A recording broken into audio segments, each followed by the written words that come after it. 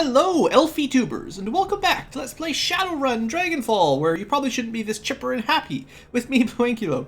So, again, there's been a giant time skip for me in between episodes. I swear I really like this game, I'm just having a terrible time recording it for some reason.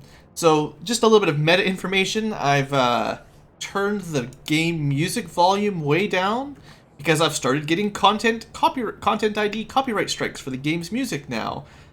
So big thumbs down to whoever designed the music for this game, being kind of annoying setting it up so while you're playing the game, you're Let's Playing it, tries to steal all your, well, tries to add ads and all that stuff they do.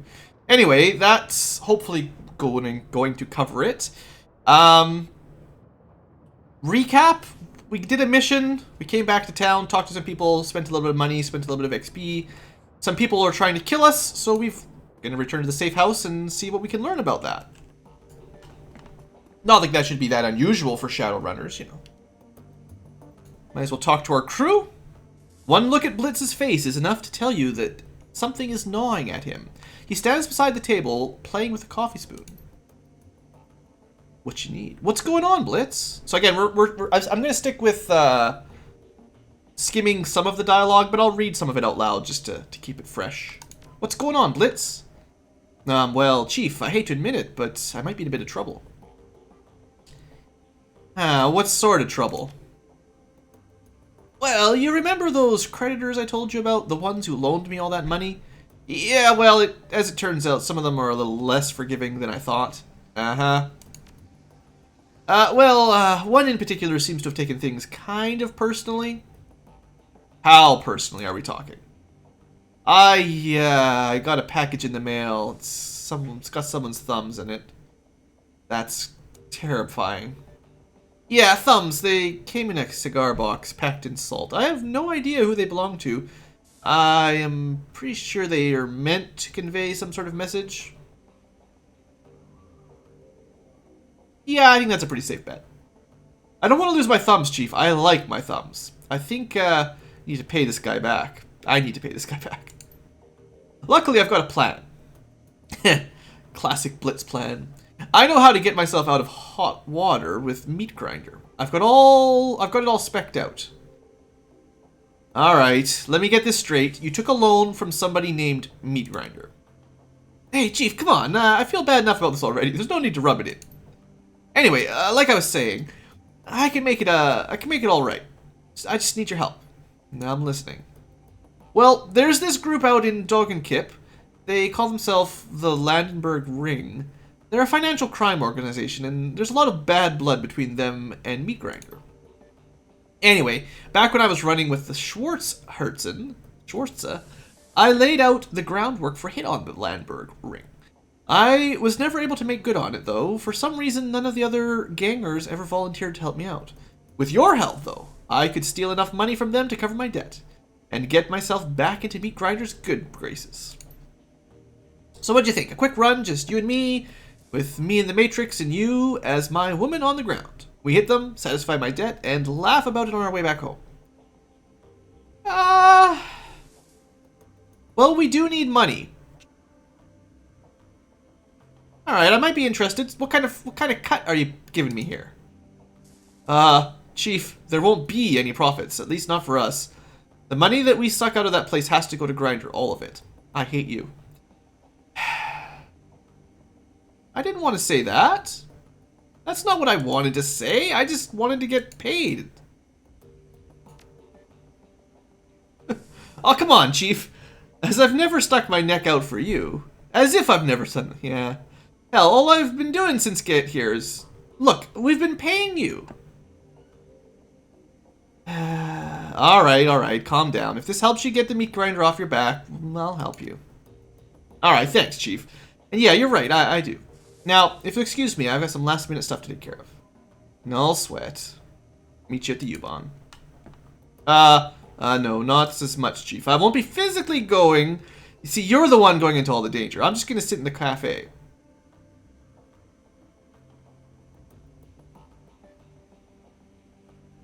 You're pushing your luck, Blitz, but okay. I'll send you a comm when I get there. Yeah. So I'm going alone. I don't know, Blitz. I don't know. I need a rigger, though. I need a decker and a rigger, and he's the only one we got. Aw, who's a good boy? Hey, Dante. Same old dog. You're a good boy. Alright. Well, we'll talk to everybody. Paul is the one I guess we need to talk to continue the plot, but let's say hello to the rest of our crew. Hopefully we've got better stories than Blitz. Dietrich greets you with his familiar wry smile. The Lady Blue, what's new? That rhymes! You're such a poet. Any thoughts about the last run? I don't know, you weren't even on it. Hell of a thing, wasn't it? That run made me glad that I don't have to spend a lot of time in hospitals, I'll tell you that much. Maybe he's talking about a previous run. But yeah, oh yeah, that was, see, for me that was like months ago, but yeah, he, maybe he did go on that one, I can't remember. But yeah, that was the cleanup job where we had to kill a sick rigger. So anyway, I'm curious, Dietrich, why did you switch from fronting a band to fronting the shadows? Honestly, working the stage was getting boring, boss. Spitting and screaming at the world was fine and good when I was a kid, but it just didn't do it for me anymore. The Dragon Slayer wanted me to fight a real enemy, so I left the band behind and I turned to the shadows. I don't know. I guess I figured out the best way to find one. That'd be the best way to find one. Considering current events, I'd say you're not wrong about that. Yeah, I guess not. Feels kind of daunting, truth be told, but it is exciting. All the same, I've been looking for a worthy adversary for a while now. It's kind of satisfying having a white whale to chase. How long have you been looking for a real enemy? Not too long, ever since I took down the last one. Which was? Of course, I might be able to sit around feeling pleased with myself if I followed the Creator, or the Moon Maiden, but the Dragon Slayer ain't that kind of idol. Aren't we the Creator idol? Are you trying to smack talk me and my shamany abilities? If I'm not drinking, I'm fighting. And if I'm not doing either of these things, I'm looking for a bigger, better fight to get into next time. Dietrich produces a flask from his jacket pocket and raises it in salute. It's a remarkably simple code to live by. Yeah, when does it end? With him being dead, pretty clearly. So, you know, like I said before, what was the last one? Gang boss, great big orcish bastard called the Wildeshwain, led the local chapter of the Horde. I'd had my sights on him for a while. They'd hurt a lot of people, and I figured they'd pose a challenge. I wasn't wrong about that, but I took him out in the end. Alright, well, Dietrich, where does it end? Where does it end? Well, boss, the way I figure it, it'll end when I pick a fight I can't win. He smiles sadly. Might be this one, maybe the next. It'll be hard to top a great dragon. But that's the way the Dragon Slayer wants it, and who am I to refuse him? Abruptly, he turns away. That's enough talk for today, boss. Besides, you've got other things, I'm sure. Well, thanks for the look into your life. Dietrich's kind of got a sad future ahead of him. Is there anything in the stash? This is where you finally can equip all your gear. Did I leave anything here that I was supposed to keep? Doesn't look like it. Alright. Just wanted to double check. I've long since forgotten what my plans were for gear and all that. Alright, Iger. It's always a pleasure, right? Iger offers you a shallow nod. Lady Blue? You trust me, Iger? She pauses for a moment, considering. Finally, she nods. Yeah, I do. You've earned that much. I haven't always agreed with your decisions, Lady Blue, but you've proven your competence. It's only fair for me to acknowledge it. Well, then tell me about what happened to your old team. This again? Why do you even care, Lady Blue? Well...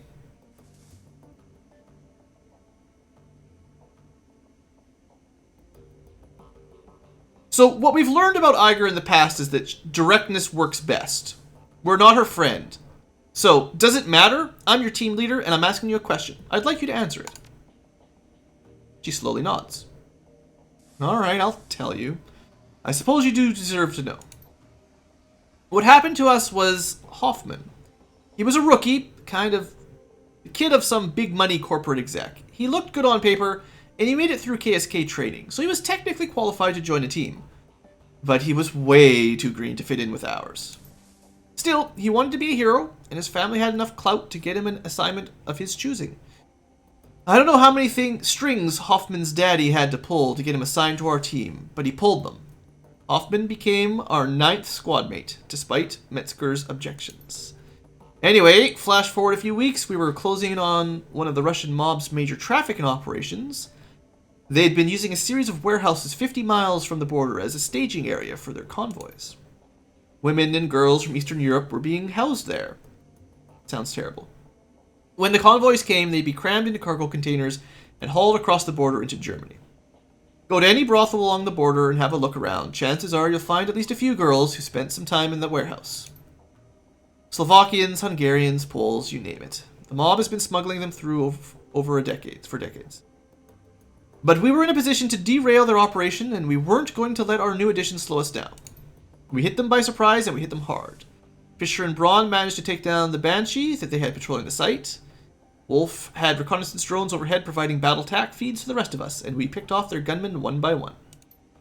They had numbers on us, but they didn't know where to hit us.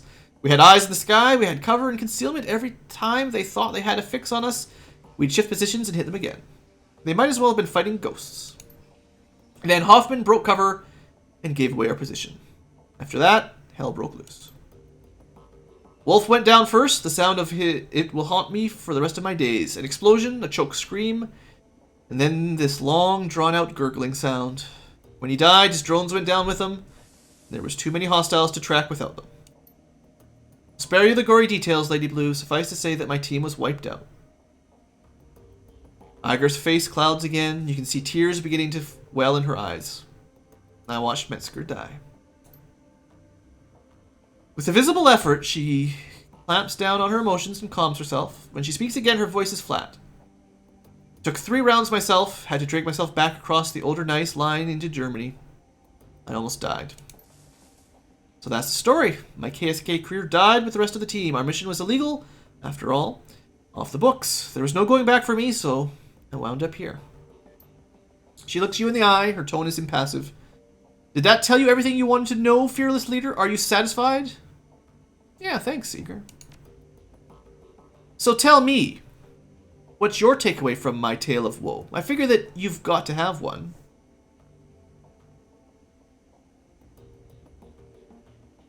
Well,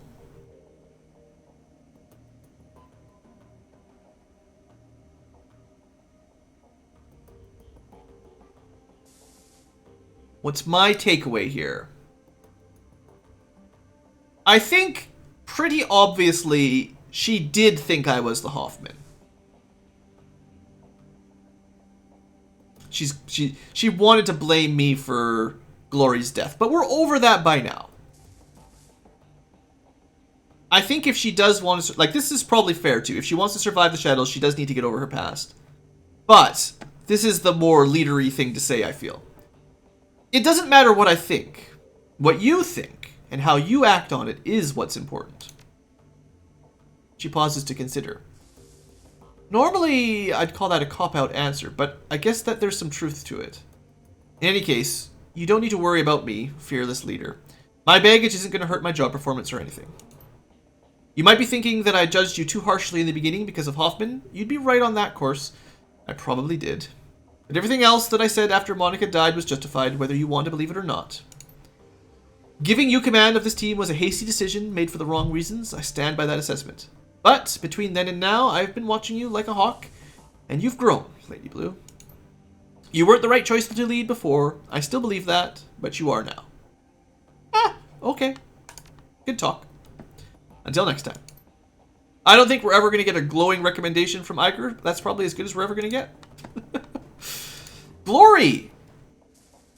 Glory's pallid face lights up at your approach. A genuine smile spreads across her lips. Lady Blue, good to see you. You too, Glory. How things? She pauses for a moment, considering.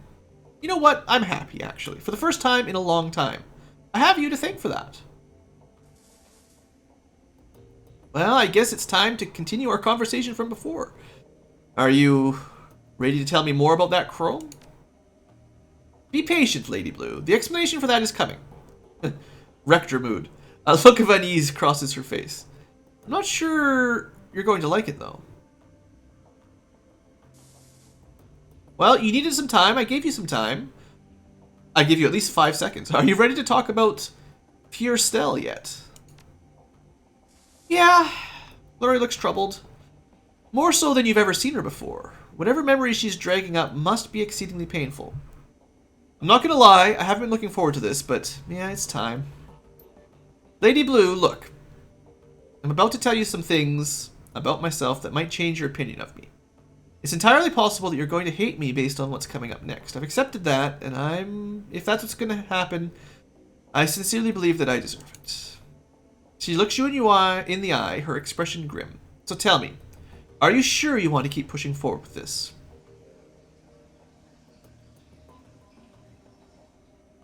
I could just back off.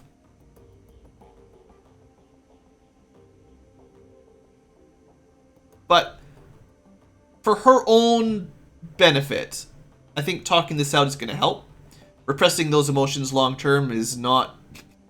Like, she was the happiest she's been in ages because she's making a friend and talking about stuff, sort of getting over it. So I think we have to continue down that track. We could just stop here, but I don't think it's time yet. This is important for you, Glory. After everything we've been through, I think we both know that. Whatever you have to tell me, I'm ready to listen. Thanks, Lady Blue. Thanks for being a friend. So, when we left off last time, I had just moved from the streets of Tumblingen to the warm, inviting confines of Fierstelle. Marta and I were happy there for a little while, and Harrow embraced me as a long-lost daughter. I should probably take a moment to talk more about Harrow. He's going to be an important figure in this story. I don't know what his age was. He seemed old enough to me to be parental, but young enough to hang with the kids on something like a peer level. Best guess, I'd say he was in his mid-20s. He was handsome and well-built, with a neatly trimmed beard and thick brown hair, and there was something else about him. Something uncanny. Harrow had this charisma, this raw magnetic attraction that made people latch onto him. I saw it over and over. All it took was a few words and a pat on the shoulder, and Harrow would have a new convert. The other kids at the farm followed him around like lost puppies. As much as I loved Marta, and as much as I thought she loved me, we forgot all about one another when Harrow was around. All that we wanted was to be close to him, to be part of his inner circle, and soon enough we were.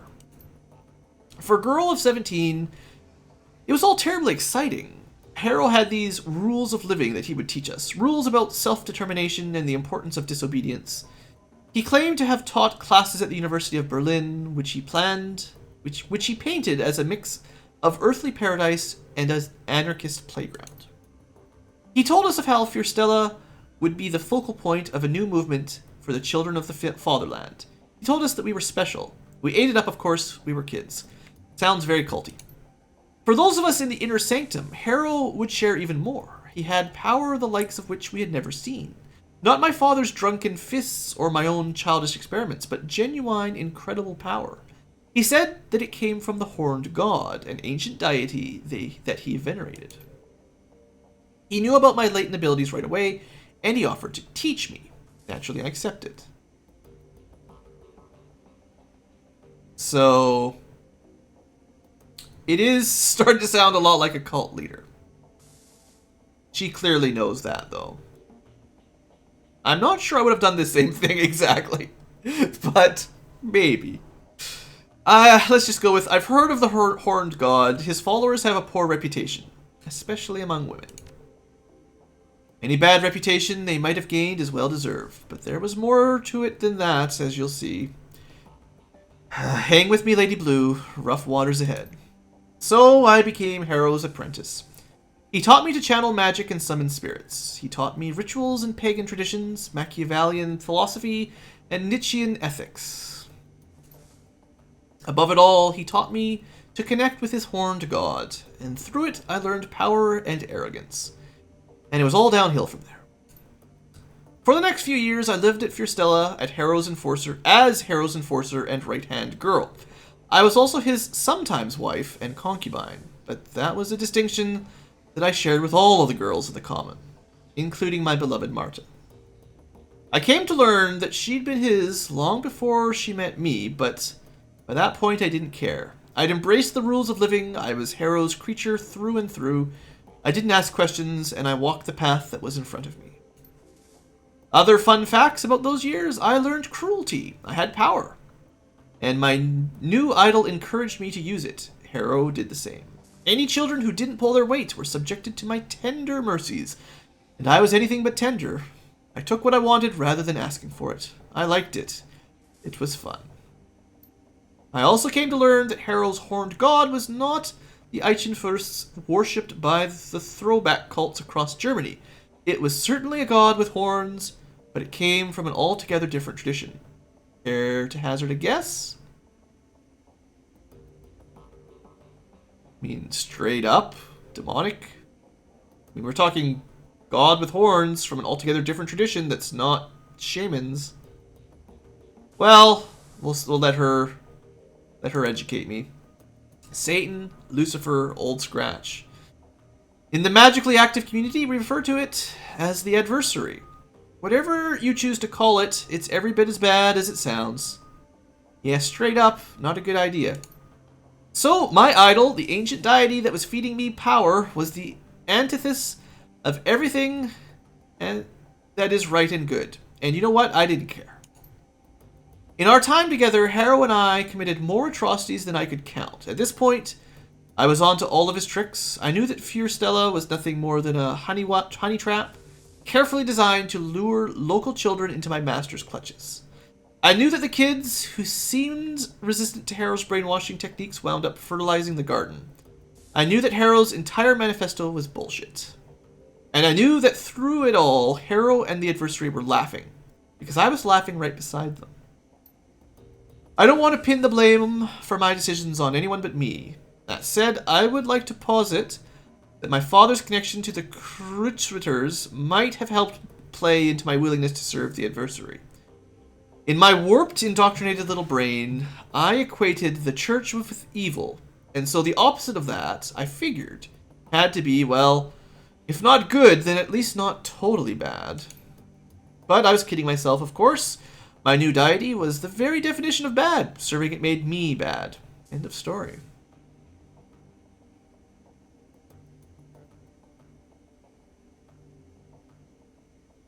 Well, there's a lot of power that providing safe haven, protection, and a charismatic leader. She was young, she was abused, she was on the run. This guy took advantage of that. I mean, I'm no expert on this sort of stuff, obviously, but from what I've heard, it is particularly difficult to break out of these sorts of cults. This sort of situation is very difficult to break free of, no matter how much everyone tells themselves they'd never fall into it, or you can always run away or something. I have heard that it's much harder in practice than it sounds in theory. So I feel like in this situation, I will disagree with her. Also, we're her friend. I don't think any of this was your fault. Harrow is the one who deserves the blame. She's taking too much of it. She's taking personal responsibility for too much of it. Even though she's done terrible things, I think there's a level of separation we could implement here. And what if he was indoctrinated into the service of the adversary when he was my age? Would he not be as at fault anymore either? It's different. Distinction. She shakes her head. No, Lady Blue, Harrow certainly deserves some of the blame for what I became. Maybe even most of it, but personal responsibility has to come into the equation somewhere. I made my own choices, and they were horrible ones. I've accepted that. You should too. Glory pauses for a moment to collect herself. She looks haggard, and her pale cheeks are flushed blood red. She swallows hard and presses forward. Anyway, one day, Harrow invited me on a field trip to Stuttgart. Over the years that I was in Fürstella, the commune had easily doubled in size. It was thriving, all thanks to the efforts of Marta and the girls like her. Harrow would send the girls out to neighboring cities to lure in the street kids that nobody would miss. He targeted children because they were easy to indoctrinate, and because nothing makes the adversary happier than the corruption of the innocent. As we drove out to pick up the new recruits, I was already planning ahead. It was a foregone conclusion that I would pay my father a visit. The irony of a group of Kritzritters getting immolated by a genuine servant of the actual devil tickled me to no end. So when Harrow stopped to fill up on diesel, I hopped out of the van and headed on foot to my parents' place. Harrow wasn't overly concerned about my absence. I had long since reached the point where I could assert my autonomy, and he knew I'd be back. I wound up at my folks' house somewhere around noon. I could hear the adversary whispering in my ear, telling me what to do. I'd long since learned to listen to its voice. It always rewarded me with extra power when I did its bidding. It told me to knock, so I did. As the door opened, I could feel a torrent of flames welling up in the astral plane all around me. It told me to channel them into the doorway, into my father, so I did. But of course, the person who opened the door was not my father. It was my mother. As I watched her flesh blacken and melt, as I heard her scream, and I broke into hysterics. I heard the adversary laugh, and at that moment I realized that it was laughing at me. I'm sorry, Glory. Glory nods, a grim expression on her delicate face. Thanks. We're almost to the end. Sticking with me. It was like a lever had been pulled. All at once, the bubble popped. I wasn't a powerful servant of the adversary. I was not Harrow's #1 girl. I was a ridiculous little fool who'd willingly tied her soul to the worst thing in existence. Realizing all of this was one thing, actually fixing it was something else entirely. I knew that I had to get away from Harrow. That was the first thing to do, so I bit my lip and did my best to ignore the happy babble of the new recruits on the trip back to Furstella, and I managed to get through the ride without screaming. Once we were back to the commune, I broke into Harrow's safe, stole all of the commune's resources, and ran. I don't know when Harrow realized what I'd done, or whether he'd even cared. All that I know is that nobody came after me, so I kept running and running until I got to Berlin. Getting past the wall was fairly simple. You know how easy it is to obtain falsified papers. The biggest obstacle that I had during my flight was the adversary itself. I could run from Harrow, but how do you run from something who's tied to your own soul? I have a feeling I understand. The haunted look in Glory's eyes is heartbreaking. She gives you another curt, grim nod. I walked into the office of the first street doc I could find, pointed out all of the biggest, bulkiest pieces of cyberware that he had on display, and told him to put them in. He tried to upsell me on better merchandise, arguing that what I was asking for was old and inefficient, better suited to be installed in a museum than a body. He told me that I'd be shredding my essence, and that once it was gone, I'd never be getting it back.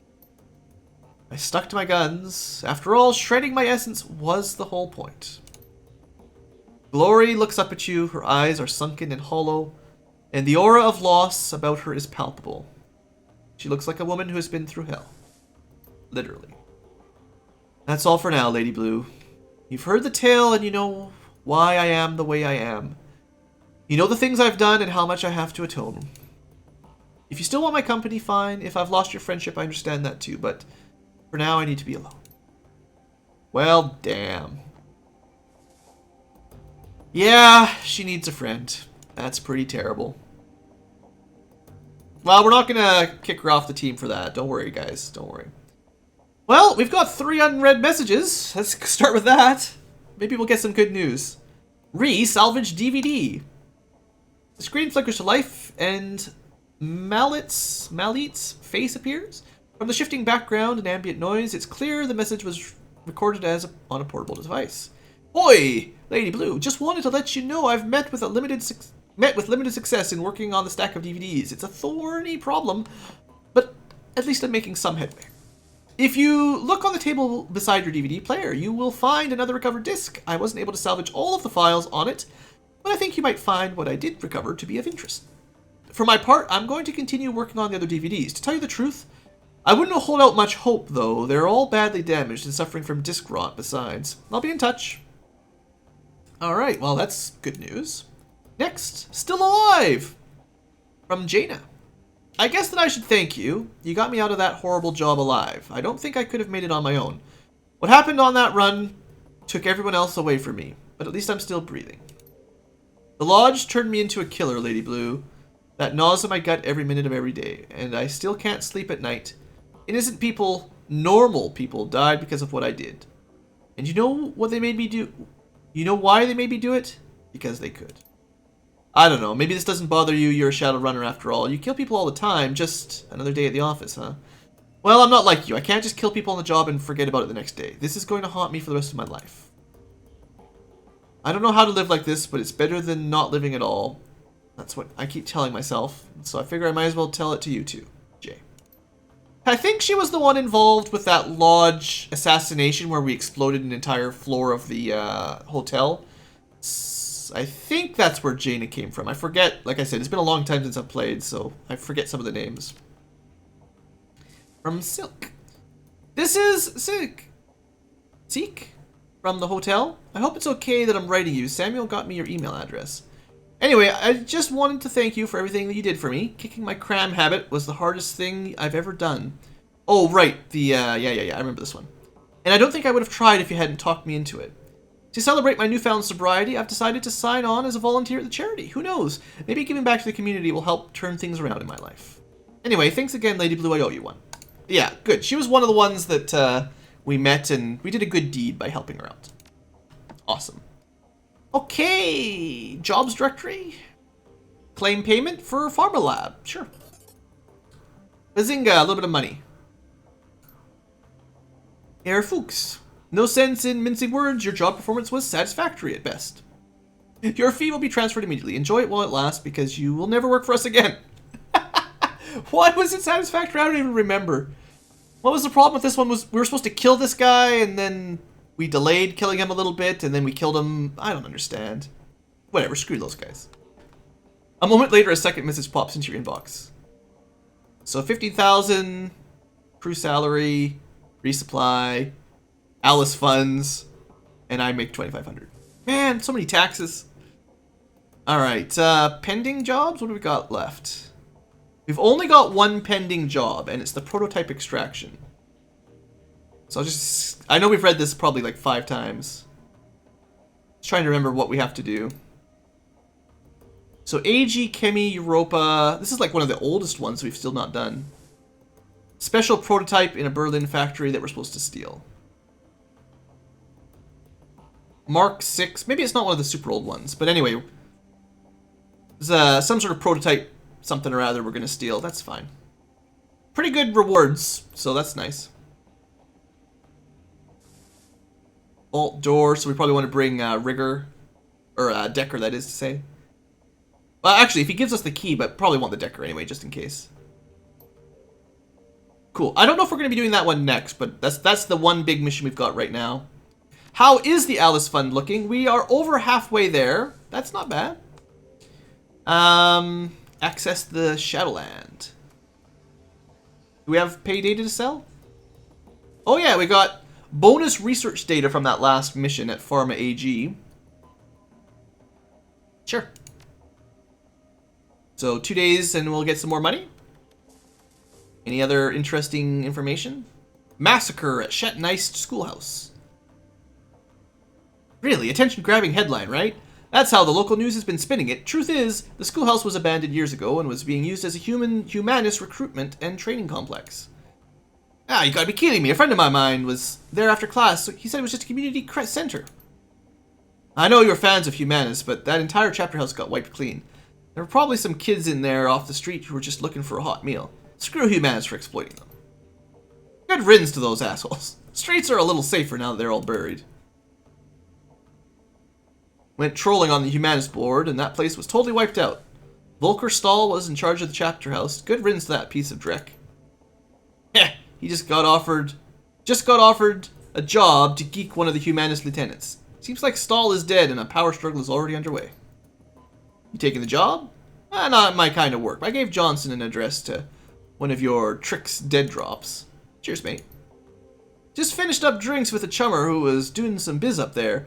The real story is Humanus did not want to pay the services rendered, and some hired muscle went crazy and took them all out. So the muscle decided to take the whole place down. Decided taking the whole place down would get the Nuyen back. Well, that's one way to make a living. Even if your friend did get screwed over a bit of Nguyen, I don't think Humanus would ever be worth the bullets, especially with that many of them. Was that us? Did we do that? It's been a while. I feel like we might have gone up against Humanus a while ago and killed them all. Was that to rescue... That might have been the one where we rescued...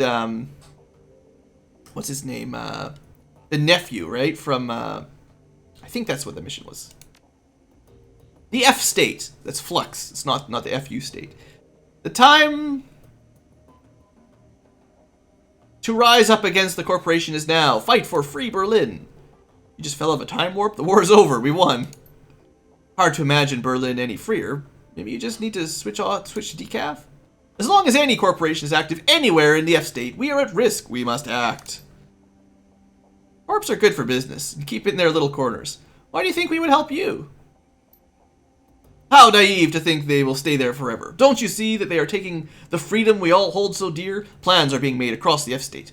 With the Shadow community on our side, we shall prevail. This is the Neo-Revolutionary Alpha. The F-State has its own way of dealing with those who step out of line. Take your politics somewhere else. Around here, we got bills to pay. That's pretty good. Schleich. No, not Schleich. That's Shiza. I remember that word. What a thrill. Had to do a simple data steal on SK branch office. Turned into an OK Corral shootout. Haha.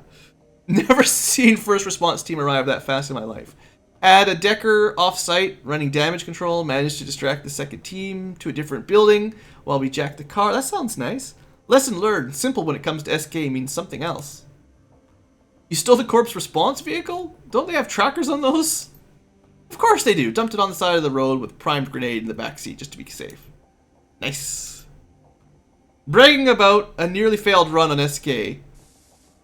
Is it worth them paying a Decker to backtrace your Shadowland account?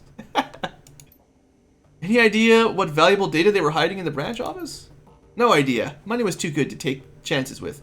Safely delivered it, and the transfer cleared. Yeah, I don't know about bragging about your runs on Shadowland. It's relatively anonymous from what I understand, but someone could theoretically still hack back and find you. Sorry, deck back and get you. Alright, that's it. Let's at least talk to Paul before we end our episode. I guess we should watch the DVD too. Let's learn more about the dragons. So, third DVD. Track 1. The display glows blank for a minute, then the face of Green Winters winks onto the screen. I've completely lost track of times, but it's August 5th, one way or the other. I was thinking about Audran today. Not as he was when he disappeared, not as the fabled Dragon Slayer, or the big-time CEO of Deal Defense. I was thinking about when we were kids. Well, I was always more of a kid than he was, of course. He's 15 years older than me. In a way, he was more like a parent than a brother. Winters pauses, his gaze drops to an invisible point on the table in front of him. So I was thinking about the time when we were on holiday. Our parents took us out to the island of Poel to enjoy the beach. I must have been around about 5 years old. Audran was 20. It had been his last family vacation with us. A year later, he'd begin his meteoric rise to fame and fortune. But on this trip, he was my brother. And when I fell out of the little paddle boat that our parents rented and started sinking fast into the Baltic, he was the one who dove in to rescue me. You saved my life that day, Audran, and I'll love you forever for that. And I will find you. I owe you that much. So, a year later, give or take, found an old news article that mentions Audran from way back in 2036. It was printed in a financial magazine called Das Finanzwesen. I don't speak German. One of those chick print-based mags that they produced on the Retro Crowd.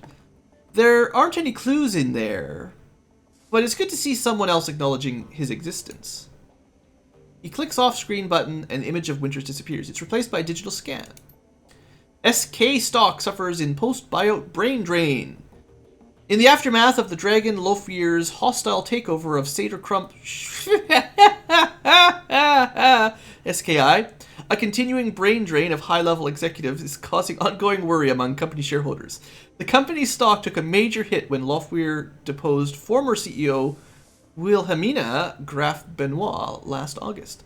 So, Lofweir was the dragon from the first game that seems cool. I use the term lightly, but not rampaging and killing everyone, at least.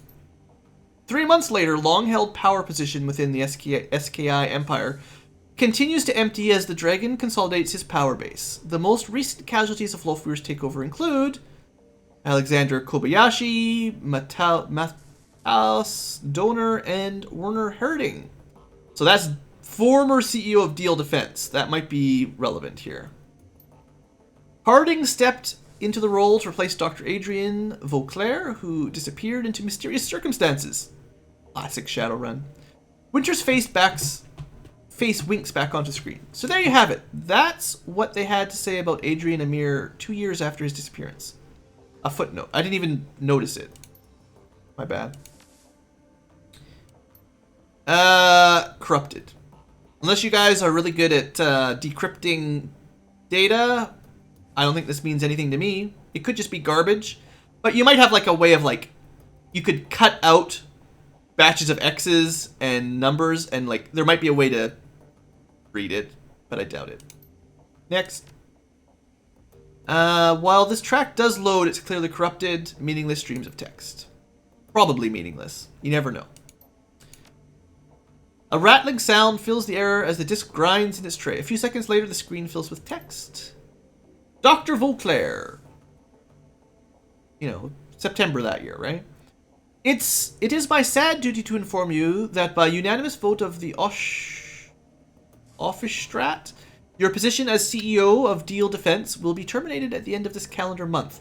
Your continued misallocation of company funds to pursue personal agendas cannot and will not be tolerated any longer.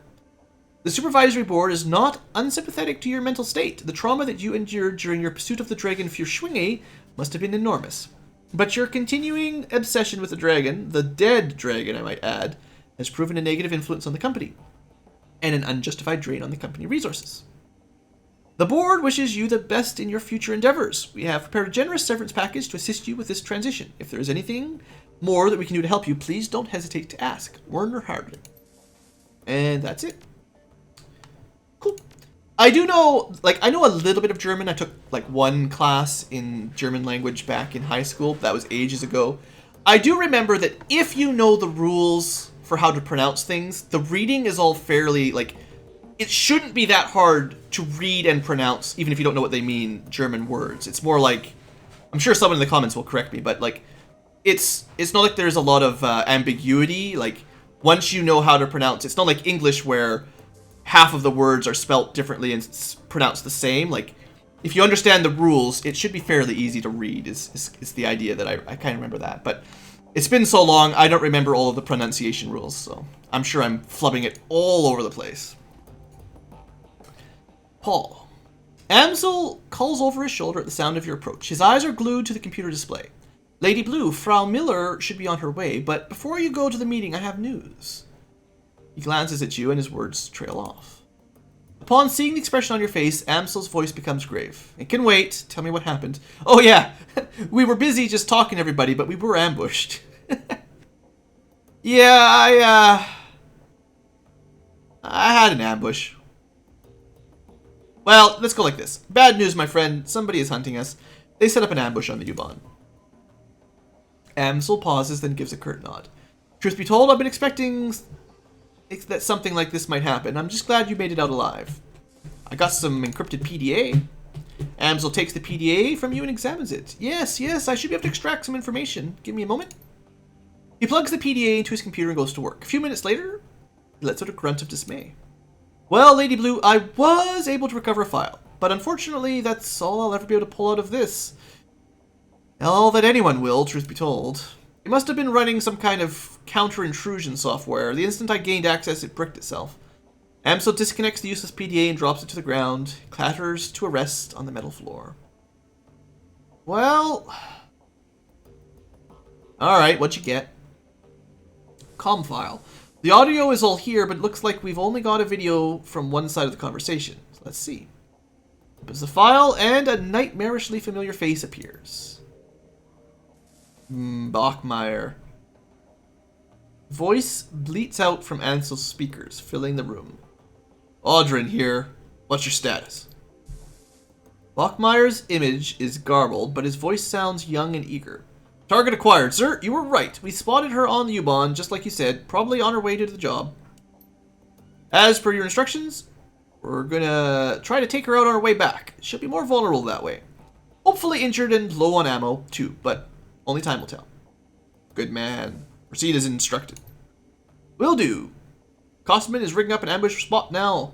We'll try to make it quick. The orc with the nightmarish face nods. Send me a comm when the job is done. Audran out. Image on the computer screen dies. Amsel turns. Well, our scarred friend makes an appearance. Lady Blue, I suspect Green Winter's predictions are coming true. I believe Fürschwingi is behind this. Under Amsel's patient exterior, you can feel the worry that is eating him. Be on your guard, you and the rest of your team. You made it through that attack relatively unscathed, but next time you might not be so lucky.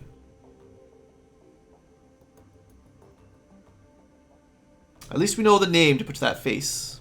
Audran. That's not all we have. As I was saying when you first walked in, I've been productive as well. I was able to uncover some new evidence in your absence, and coincidentally enough, that evidence pertains to our scarred friend. You might recall that I said I'd dig into Audran's skin grafts. Well, I did, and that search has finally borne fruit. One of my contacts outside of Berlin handles the paperwork for private hospitals all over Germany. It's a dull, boring job, but it does have its perks. Amsel pulls open a file on his computer. A medical chart opens on the screen. As it turns out, our scarred friend's skin grafts were performed at a legitimate hospital, after all. Well, no biotech for us. What's the takeaway? The charts are light on identifying information. Our friend's name is listed as Max Mustermann, the local equivalent of John Doe. But they do cover his injuries in great detail. Audran's injuries were extensive. He had 2 broken ribs and a shattered pelvis, ouch, and he had sustained third-degree burns over 60% of his body. Fire, huh? Most damningly of all, he was suffering from acute radiation poisoning. His body had absorbed over 500 millisieverts of ionizing radiation, lethal dosage, without treatment. The information dries up at this point. We know that he was treated and discharged, but what happened afterward is a mystery. He pauses for a moment, studying your reaction. Your thoughts? Hold nothing back. I'd like to hear everything. Well, he clearly spent some time in socks. The radiation poisoning doesn't just happen on its own. Agreed. 500 millisieverts is a lot of exposure. Short of basking in the glow of an unshielded reactor, I don't know how he'd have absorbed that much ionizing radiation without spending time in the socks. Alright, so Audran was heavily irradiated, most likely from time spent in socks. What else? Well, those burns sound like dragon fire. But if the Fire Wing burned Audran, why would he be working for her? I don't know that Audran is working for the Fire Wing. I believe that he is serving her. On Green Winter's second DVD, he mentions that there's a cult within the socks that worships the Fire Wing, the Disciples of the Cleansing Fire. I believe that Audran belongs to this cult. Okay, but what does that difference make? In my experience, a zealot is unlikely to shed his allegiance to his goddess, even if that loyalty comes at great personal cost. So it's possible that Audran is a dragon cultist. This seems to fit with much of the other information that we've uncovered. Anything else? Well, the hospital couldn't ID Audran. Either somebody covered his tracks for him or he was living completely off the grid. Indeed, if Audran was a denizen of the socks, a glowpunk, his lack of identifying information would make sense. And so adjusts his glasses. It's a working theory at any rate. So to sum up, Audran has probably spent time in the socks. It's possible that he's even lived there as a member of Fürschwingi's dragon cult, and he's after you. Ansel pauses for a moment before continuing. In my mind, all of this reinforces one fact. We need to find Vauclair, and we need to do it fast.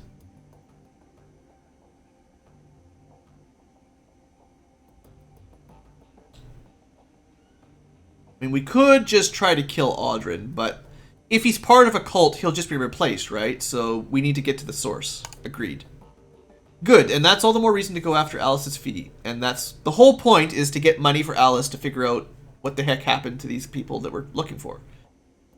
Alright, there's a buzzing from Paul's wrists. He lifts his hand, and as luck would have it, Frau Miller has arrived. Best of luck at the meeting, Lady Blue. Remember, this is urgent. We need that money. Got it. And that's where we're going to end this episode. We've covered a lot of dialogue today, but there's clearly more to do. I think we might actually go do Blitz's mission first, though, just to get back a little bit of action before we deal with... as much as this is urgent, I'll check with my little walkthrough. I'll have a look at that. But I think... I can't even remember where I said to meet her. It's been so long. But I think we'll probably go clear Blitz's death. That'll give us a little bit of an action episode. And then after that, we will... we'll continue with the main story after that, I think. So thanks for watching, folks. Hope you guys have enjoyed. And sorry for the low music volume. You probably won't be able to hear it much anymore. But such is life with content IDs. See you guys next time.